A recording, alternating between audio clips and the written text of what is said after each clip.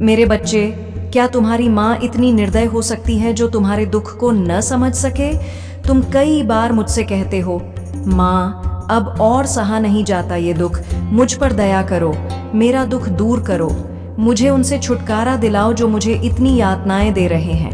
मेरे बच्चे, जब तुम ये बातें कहते हो और तुम्हारी आंखों से आंसू बहते हैं, तब मुझे भी अत्यंत पीड़ा होती है। परंतु यह जो समय का चक्र है वह अपने ही समय पर घूमता है, मैं चाहकर भी उसे नहीं रोक सकती। मेरे बच्चे, असहनीय पीड़ा और यातनाएं सहना भी भविष्य की घटनाओं का एक संकेत है, और जब यातनाएं अपने ही घर के लोग दें तब उनसे बच पाना और भी कठिन हो जाता है। पर तुम्हारे पास केवल दो ही विकल्प हैं, या तो सहते रहो या फिर इस परिस्थिति से बाहर निकलने के लिए कोई रास्ता खोजो। जो भी हो रहा है वह कहीं ना कहीं तुम्हारे पूर्व जन्म के कर्मों का ही बंधन है। इंसान का शरीर तो हर जन्म में बदलता है, लेकिन उसके कर्म उसकी आत्मा के साथ सदा के लिए जुड़े रहते हैं। वह आत्मा जो अनंत और अविनाशी है, जिसकी कोई मृत्यु नहीं होती। इसलिए यदि तुम्हें इस जन्म में कष्ट और पीड़ा सहनी पड़ रही है तो उसके लिए किसी और को दोष देने से कोई लाभ नहीं होगा।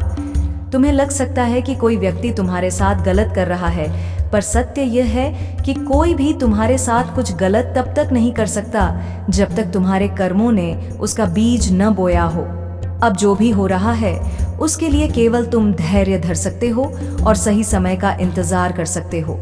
लेकिन यह भी याद रखो कि तुम्हारे ही कर्मों से तुम्हारा भाग्य बनता है, तुम्हारा भाग्य बदलता है। इसलिए हाथ पर हाथ धरे मत बैठे रहो।